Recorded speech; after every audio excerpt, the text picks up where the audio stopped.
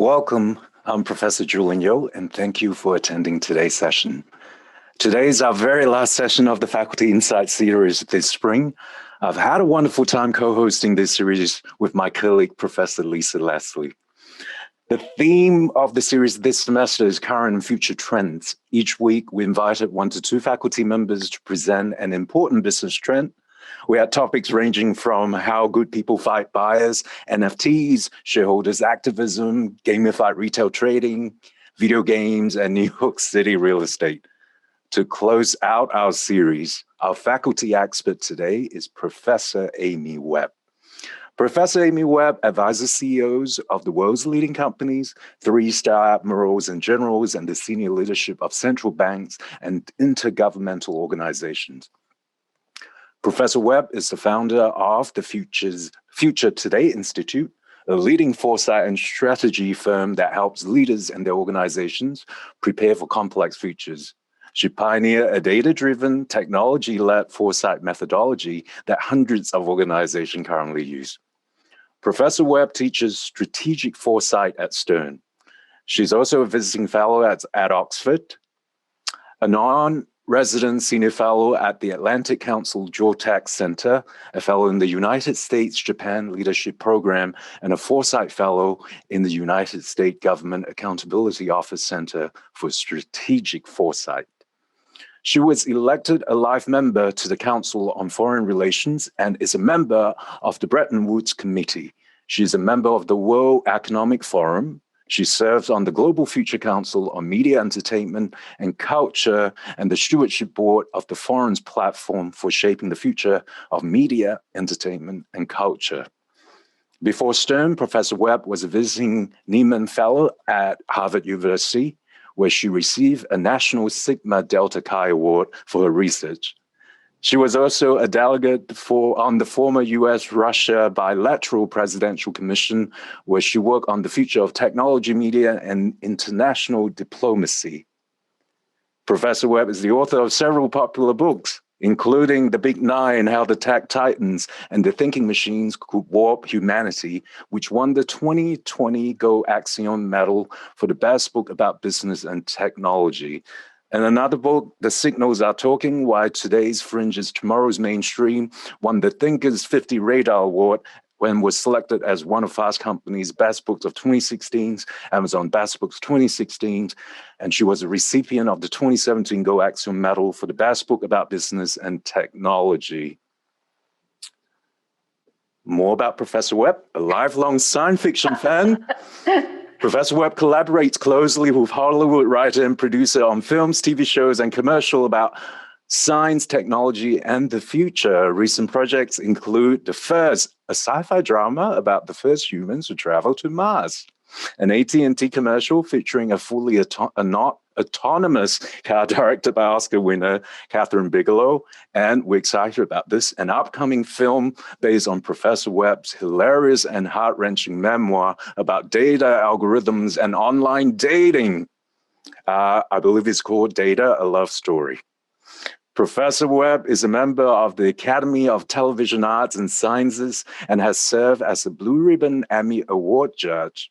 Forbes named Professor Webb as one of the 5 women changing the world, listed as the BBC's 100 Women of 2020 and the Thinkers 50 Radar list of the 30 management thinkers most likely to shape the future on how organizations are managed and led. Now, for tonight's session, we have a slightly different format. Professor Webb is going to present for about 30 minutes. After that, you have the opportunity to interact with Professor Webb in our Q&A segment directly. Please be ready to raise your virtual hand during the Q&A portion of our session. Without further ado, I will turn things over to Professor Amy Webb.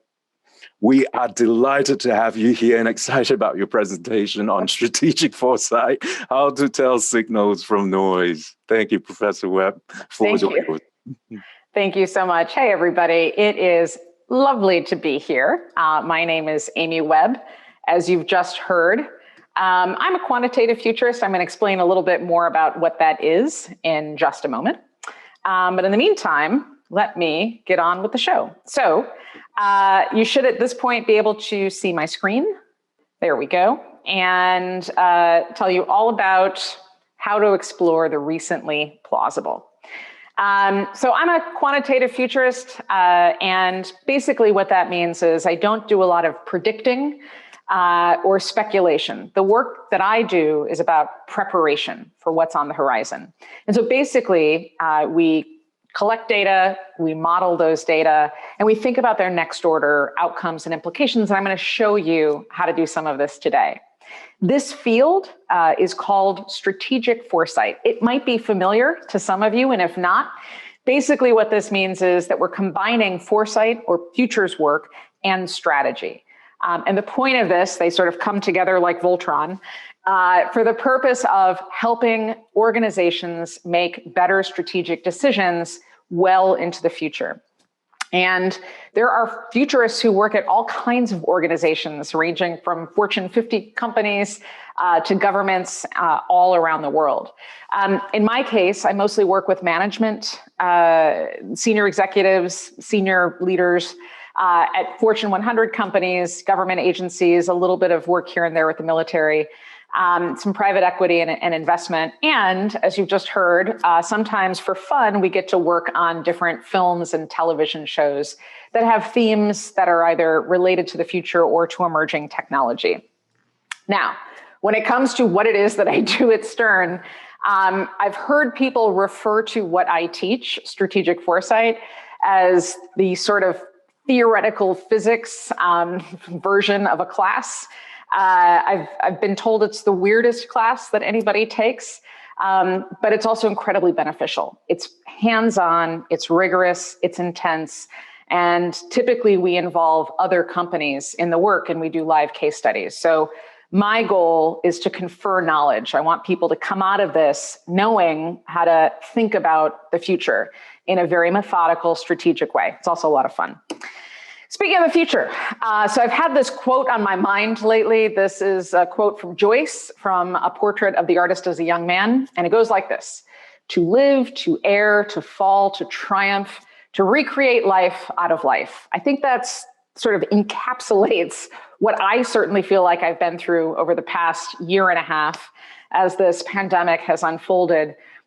Because some of what I've seen is failure, but I've also seen incredible resilience and people picking themselves up and moving forward. And that's a lot of what futurists do. So throughout this season of Faculty Insights, you've heard from some of NYU's extraordinarily talented, amazing faculty as part of this Faculty Insights series. I'm honored to close it out for this spring semester of 2021. But you heard from Professor April Klein, who talked about the future of shareholder activism and ESGs. You heard from Professor Melissa Schilling, who shared some insights on the futures of batteries and electrification and platforms and data and a bunch of new technologies. So in this closing session, what I'd like to do today is to show you how to create your own insights on the future. You've now heard from all of these faculty and what they're seeing. What I want to show you to do today is to learn how to start finding signals on your own. And not just finding those signals, but to be able to tell the signals from the noise. And to do that, I'm going to impart upon you the 3 rules of futurists, the 3 rules of strategic foresight. These are the rules that all futurists follow. And in the process, I'm also going to show you some, what I hope are mind-bending emerging technologies that definitely warrant our attention. So I want you to fixate on this tiny dot that you see in the screen. So this tiny dot is actually full of lots of important information. The problem is you're looking at it through essentially a pinhole. This image that you see is analogous to what I see so many people doing in their day-to-day jobs, whether they are the CEOs of their organizations or the head of a consumer insights team or the head of a sales group or somebody working somewhere in finance. What tends to happen, especially in times of deep uncertainty, like we're living through right now, is that when people think about the future, they tend to think in terms of what they already know, which is kind of like looking at the entire world through a tiny little pinhole. Now, if I were to ask you what's beyond that pinhole, I mean, you could get really, really good at focusing on just that stuff that's in front of you that you need to be paying attention to. But if I said to you, let's take this filter away, let's just see all the data that's there, then you have an apocalyptic hellscape, right? So this makes no sense, this image that you see in front of you. However, some of you, it actually might make a lot of sense too. So if you'll remember, like, get into the nostalgia truck and like head back to the 80s and 90s when everybody was hanging out in malls, there used to be something called magic eye art. That might still exist. I don't know. I'm very old now and I no longer hang out at malls or do anything fun for that matter. I'm kidding. This is fun for me. It's fun for you too, I'm sure. So this thing is called magic eye art, and it's a single stereographic image, which basically means there's a bunch of data all jumbled together. And if you know how to both relax your eye and narrow your focus at the same time, which your brain, by the way, does not want to do. But if you were able to do that, then you could focus in and, ready for it? See the hidden image. Now, our brains don't want to do this naturally. It sort of is hard to think in two directions at one time, which is why when you're assaulted with lots of different data all at once, your brain kind of rejects that. Our neural pathways were developed to help us save energy. So as humans, we are naturally adept at looking for patterns. But that means we're also looking at patterns with our own cognitive biases. If you had the ability to both narrow your gaze and focus, to relax and think intensively at the same time, these are contradictory things, then you can see that image. But if you get really good at doing this, and you can trick your brain into going beyond the patterns that it's used to seeing, then you start seeing really weird things. You start seeing the world in ways you hadn't even imagined. I mean, those dogs were playing with a ball. Maybe on the inside of that ball is a blob. In fact, this blob that you're looking at is called a xenobot. It's actually a living machine. Scientists use cells from African clawed frogs to make tiny little robots that can move around inside of other living structures. These are entirely new life forms that were written using the code of the genetic code of life, but mixing and matching it in different ways. These xenobots have never existed before anywhere on Earth. They are programmable living blobs of tissue. To do this, researchers had to use a supercomputer, which meant some artificial intelligence, machine learning. They'd use a virtual environment, which meant spatial computing, evolutionary algorithms, and of course, molecular biology, in order to create hundreds of generations of designs, and then they decided on the ones to build. Okay, so I know what you're thinking at this point. You're thinking, I'm the CEO of AT&T, right? I'm John Stankey, the new CEO. And you're like, I don't care about any of this. I'm a network operator.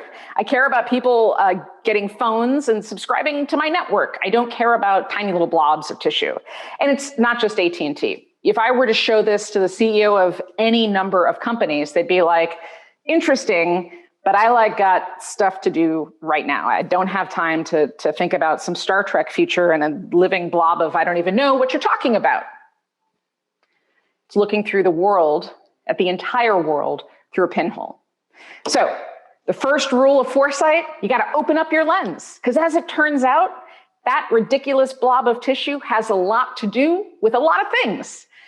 So to figure it out, you got to open up your lens. Now, here's how you do that. So in Foresight, we say, this is my model, that there are 11 macro forces of change. It is from these 11 areas from which most change happens. And importantly, there's no one entity that has total control over all of these areas. Now, if you've done any type of risk modeling or any type of modeling on the future, you might be familiar with a few of these, like technological change, for example. A lot of times, those models are looking at social change, technological change, and politics and things like that. I would say that that's secondary change. What we're trying to find is the original source. What are all the weak signals that are bubbling up from all of these areas. And if we force ourselves to think about the future through all of these lenses, what do we then see? What weak signals and strong signals start to emerge? So for example, if I were to think about the future of that blob through the lens of public health or education or infrastructure, what other interesting signal data do I start to see? And how could I relate that back to the work that I'm doing? And then over time, we amass enough signals and we use a little tool that I'm going to show you called Cypher in order to spot patterns. And this is done in an objective way so that by the end of this process, we've gone really, really wide. And over time, we've narrowed it down so that by the time that we have trends, these trends are not trendy. Sometimes they're not even interesting. They are indicators of long-term change. And that's what we're really after. We're trying to spot that early so that we can start to make sense of the world. Now, let's take an example. One of my favorite things to do, because as we've already established, I'm super fun. One of the things I like to do is scroll through patent and trademark databases. I actually built a little crawler to do some of this work for me. And I found some weird patents I thought I would show you. These are from Amazon. So the one that you see on the left, these are logistics patents. Amazon has filed a patent application for a hive of drones. It looks like a beehive. It looks like if a beehive and Alexa got together and had a strange child. And that's what I think that thing looks like. So there's drones coming in and out. And on the right-hand side, there's this accordion-like drone chute. So imagine attached to a house, a sort of flexible chute that a drone would fly over and drop down a package into. All right, now, if you were to just look at the two of these things in a vacuum, you might say, well, this is never gonna get built. What is the point of this? This doesn't make any sense. But that's not what a futurist would do. A futurist would say, well, now this is interesting. Maybe it's interesting. Maybe it's nothing. But we should apply some type of framework to try to see what else might be there. So if we were to think about these drone technologies and this logistics technology through the lens of infrastructure, what do we start to see? And as it turns out, very recently, Amazon has drastically expanded its sidewalk program. So for those of you who aren't familiar, Amazon has launched in lots of places a program that creates a mesh network. So this is within a small relatively small geographic area, about the size of a neighborhood. Devices pool and share their compute and their connectivity so that if one device goes down, it can just hop onto somebody else's network. Nobody knows the difference, but basically you've got continual uptime. Well, if that's in the process of launching, for purposes of like, if you register your phone to the network, your keys to the network, your kid to the network, if you lose something, you can find it. There are some good use cases for it, right? But now if we start to think in terms of these drones, is there a future infrastructure in the process of being born that maybe we just can't see very clearly yet, but is definitely on the horizon? Or what about if we look through the lens of telecommunications, right? This ecosystem isn't just about drones and hives and chutes. Our lives are increasingly full of technology. So in what ways do we connect to the logistics and supply system that would result in a delivery bot showing up at our home, our office, our school? And what other peripheral technologies might be involved? Well, if you ask that question, then we would get to this other interesting place, this place called the U of things. You're familiar with the Internet of Things. This is that, but instead of the devices connecting to each other, they kind of connect to you and to each other and to a third party. There's a ton of devices in this space, either some that are in market or coming to market, many of which are championed by Amazon, but certainly by other companies as well. Things like emotion detecting wristbands. So Amazon has a product called Halo. You wear it. It over time detects your emotion and starts to predict whether or not you're feeling stressed out or what might make you happy in a given circumstance or situation. But there's a slew of these devices, from earphones that you wear that scrape and collect your biometric data, to obviously watches, which a lot of people are wearing now, and fitness devices like chest bands that you can wear as you're working out. There's also glasses coming to market that look just like I've got on my face. And we know that there's a ton of both R&D and also investment in helping bring smart glasses to market. So maybe these weird drones and infrastructure and 5G and telecommunications and mesh networks also connect to this U of things, where all of these devices are seamlessly collecting your data, but also connecting to each other and making sense of all of it. Now here's where things get, I think, kind of interesting. So there are also devices that start to track your sleep patterns. What you're looking at is a system by a company called 8 Sleep, but there's a bunch of them out there. And this regulates your body temperature while you're asleep. So you connect to an app. This is either your bed or a thing you put over your bed. There's conduit running through it, and it uses a water cooling system, kind of like NASA astronauts use while they're up in space. So this thing, you can set it to regulate your body temperature. There's a growing body of research that shows that you get a more peaceful, deep, restful sleep if you can withstand much colder temperatures that people are used to. So if you can stand 60 degrees Fahrenheit, the science says that you're more likely to get a more restful sleep. The problem is nobody wants to cool their entire house down or their apartment down or their bedroom down to 60 degrees. It'd be a huge waste of resources. So instead, this thing just cools the bed. But it does more than that. So these devices that are intended to wrap around your bed, they regulate your temperature. So as your body heats and cools overnight, it changes the temperature to keep you set at just a very low body temperature if possible.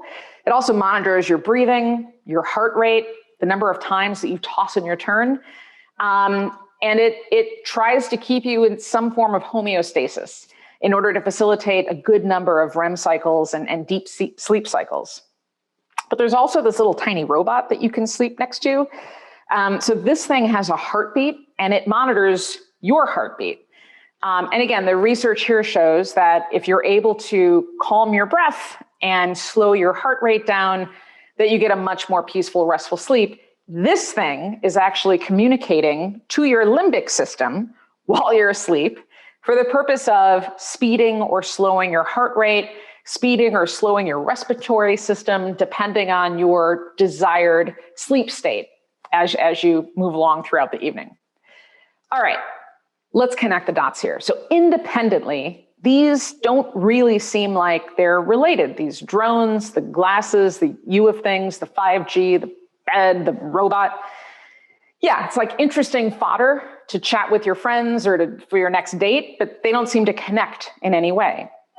So here's how you tell the signal from noise. We use a pattern recognition system that we call Cypher. Cypher is just an acronym. And these are the key indicators that tell us how the world is changing. This is what helps us separate the signal from the noise. So those indicators are contradictions, inflections, practices, hacks, extremes, and rarities. And those top 3, contradictions, inflections, and practices, you're going to be able to spot those pretty easily anytime they arise. The bottom 3, hacks, these are people creating off-label uses for technologies or systems or whatever the case might be. Extremes, these are people taking normal behavior to extreme places for the purpose of learning or celebrity. And then finally, rarities. I personally do not believe that there is such a thing as a black swan event. I believe there's good foresight and people not doing foresight. And so when we say rarities, we're really not talking about a true black swan event. What we're talking about are just things that pop up that we may not have expected.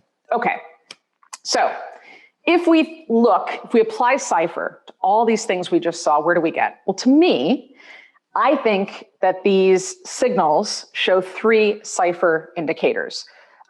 Contradictions for sure. People talk about trust all the time. And people talk about how much they distrust the big tech companies. But sleep tech is one of the fastest growing areas of consumer electronics. And consumers are wearing a lot of smart technologies. So if you really felt that jittery about big tech, and you really didn't trust big tech, then you would not be inviting them into the most intimate parts of your life. And yet here we are. So that's a contradiction. Inflections are another big piece of this. And we already know that smartphone penetration, so new device penetration, is declining. We built a model, my colleagues and I, 2018, showing that year, it was the beginning of the end of smartphones.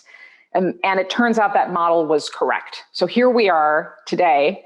And it doesn't mean people have stopped using their smartphones, but they're not buying them with the same velocity as they used to. So we're seeing new device penetration start to tank, not just in the United States, but in Japan and lots of other places around the world. And yet, people are still spending money on peripherals. These are things like wearable devices, smart earbuds, your watches. Sales for all of these things are starting to climb significantly. Finally, practices.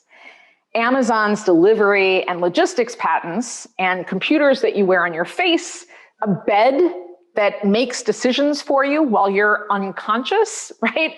These are huge changes in established practices. So we've got 3 strong indicators here, which tells us what? We're very likely looking at least one or possibly more emerging trends, which means you should be tracking them. So the first rule is you got to open up your lens. If you don't, you're looking at the world through a pinhole and you are missing things. So that's your first rule. Your second rule is once you go through the process of opening up the lens and looking at those 11 indicators of change and trying to figure out where you see patterns, well, your work isn't done. It's just beginning. You got to ask a lot of questions. You have to ask, but then you have to seek out data and evidence before you jump into conclusions. So I want to talk to you about, I think, a company that does this better than just about any other company that I've ever worked with or studied. I would say this is my futuristic company MVP. And that company is Nintendo. So one of my favorite questions to ask executives is, when do they think Nintendo was founded? So thought experiment, you do that to take a moment. We've got Mario, we've got Luigi, we've got Zelda. What year do you think Nintendo was founded?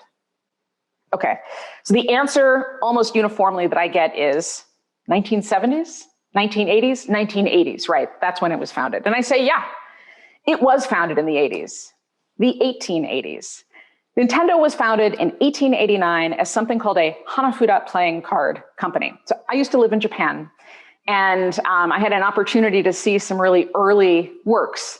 And these are cards that had an entire value network associated with them because they had to have a very particular supply chain. It was local. Globalization hadn't yet really happened at that point.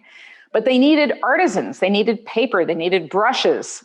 They needed game designers. There was an entire ecosystem built around these rarefied playing cards. And then, you know what happened? The radio.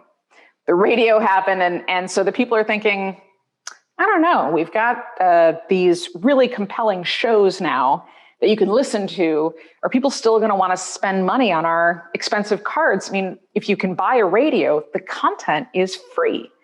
And then there was a world war, and then the television got invented, and the televisions at the beginning were very big and very expensive, but Nintendo asked a lot of questions and figured out, these things are going to shrink, and pretty soon everybody's going to have one.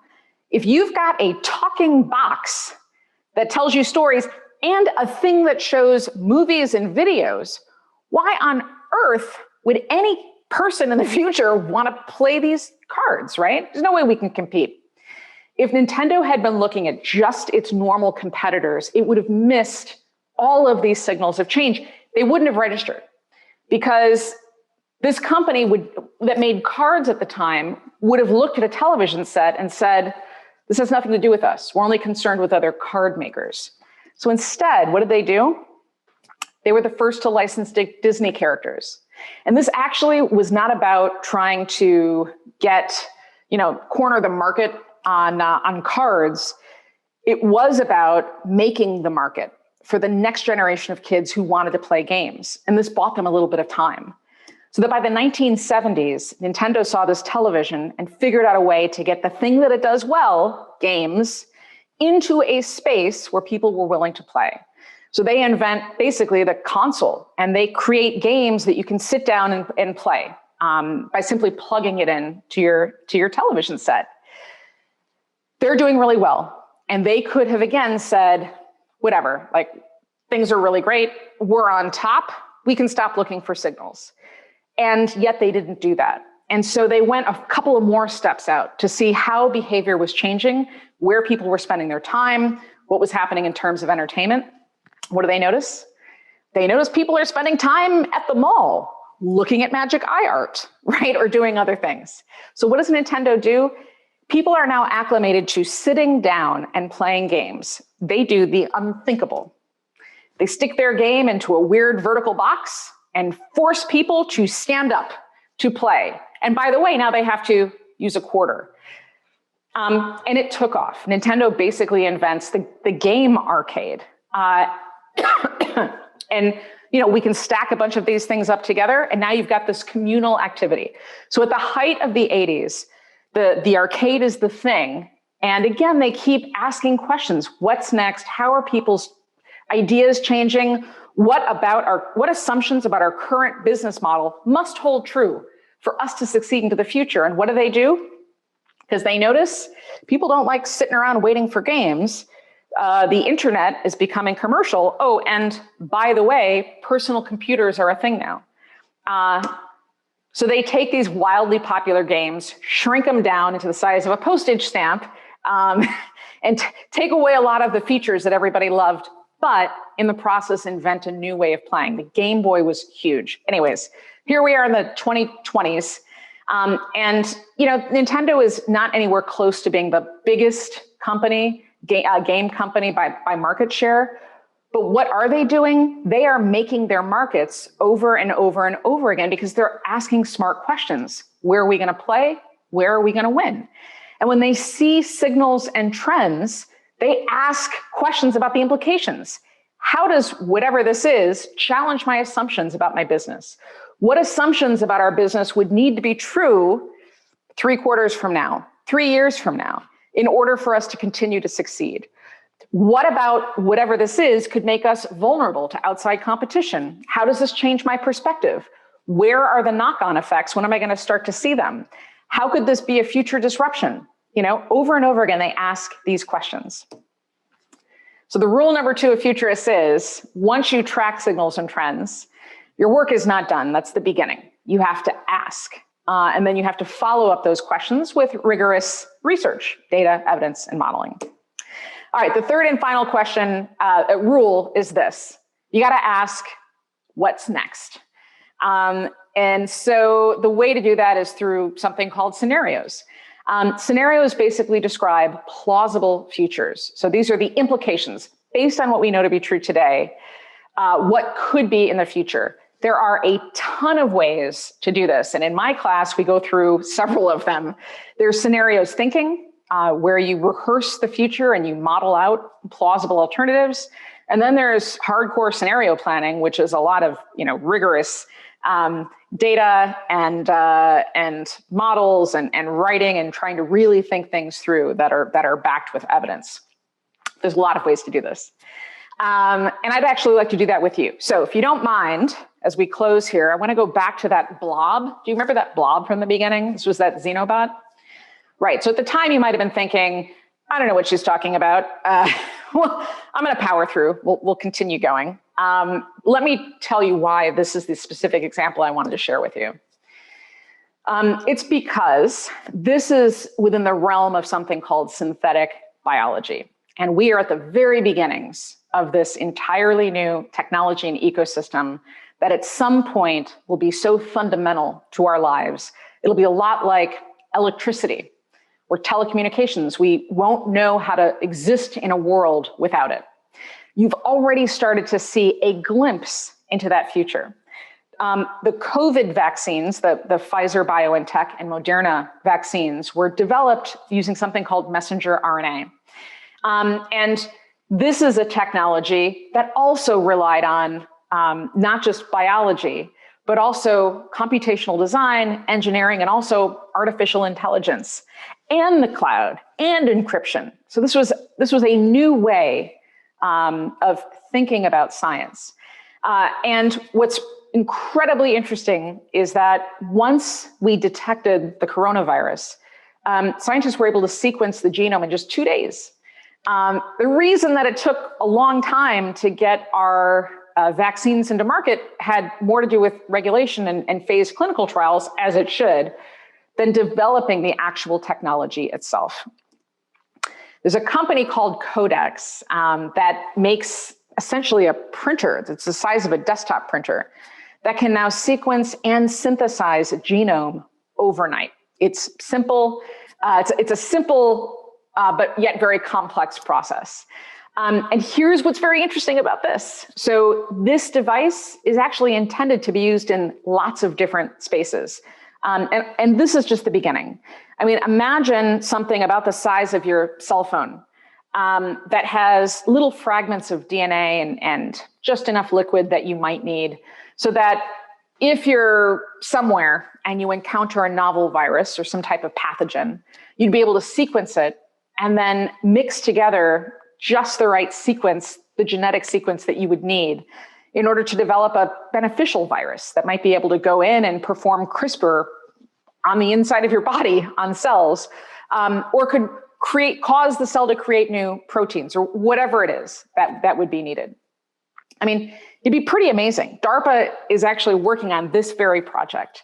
And they are working on projects in the field for force protection, but sometime in the next 10 to 20 years, this technology is going to be in our homes. I mean, you could imagine our bathrooms as the new diagnostic centers, or our kitchens as new places to mix together the ingredients that we would need to, be more healthy.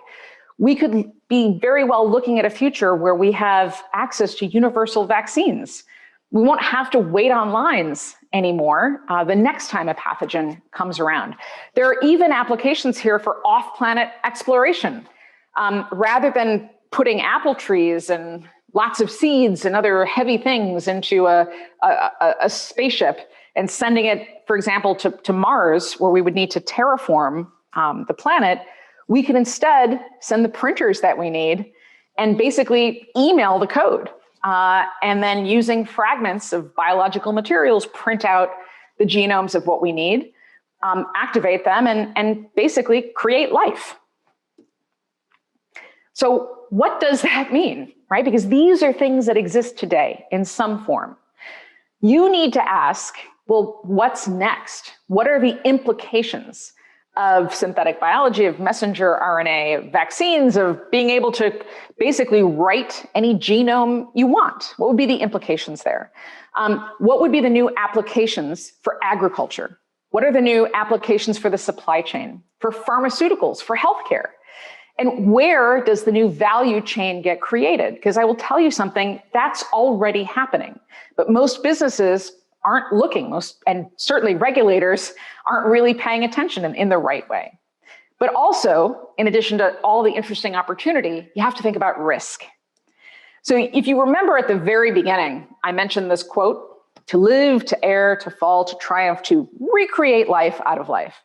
So as it turns out, scientists have to use watermarks on their creations in order to distinguish the engineered life forms that they've made from natural ones. Now, typically, they use literature that's considered fair use, but there's a sort of renegade, like celebrity, super cool synthetic biologist who's done incredibly important work in the field. He could have chosen anything in the public domain, but instead he chose Joyce, whose estate is notoriously protective. They are very conservative and they are very, very litigious. And so the bacteria that you're looking at right here on your screen, the genetic code of that bacteria got edited to say the words to live, to err, to fall, to triumph, to recreate life out of life. The Joyce estate went completely bananas. They were really upset. They wanted to send an angry letter claiming that the scientists should have received their permission first before using the line from literature. And they wanted to send a cease and desist letter. But the problem was there was no way to send an actual legal notice, even though they wanted to. And that's because there is no language in any legislation covering copyright law in the medium of DNA. And that's a problem, right? Because if we're able to use DNA as storage, which is essentially what they did, I mean, DNA is kind of like nature's hard drive, then what happens if people start using it in different ways? I mean, DNA is basically indestructible.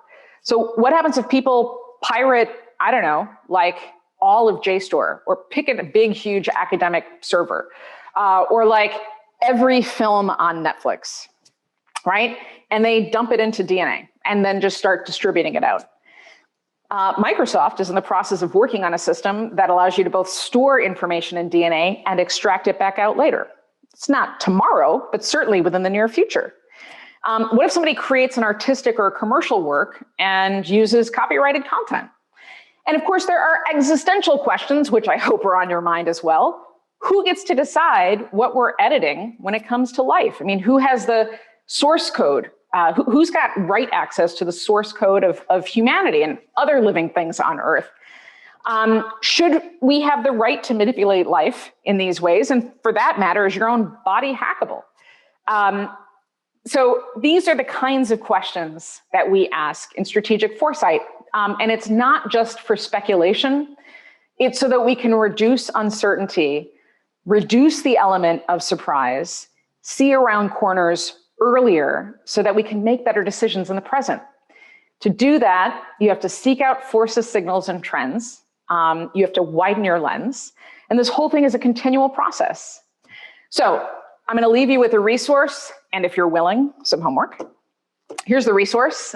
This is an open source report we put together every year. This is our 14th edition. It's our annual trend report. It's free. It's open source. There are 504 science and tech trends that we are tracking throughout this year.